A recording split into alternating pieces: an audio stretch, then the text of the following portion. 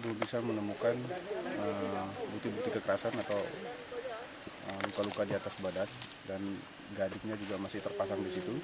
Jadi kita sudah berhubungan dengan BKSDA Banda Aceh, dan BKSDA Banda Aceh sudah menurunkan tim yang terdiri dari kedokteran dan tim lapangannya, dan saat ini kita sedang melaksanakan autopsi atau pengambilan sampel organ tubuh bagian dalam. Secara fisik kita tidak temukan kekerasan dan gadingnya juga masih matang. Pak, dugaan sementara Pak? Belum bisa kita duga karena kita masih melakukan penyelidikan dengan tim dokter.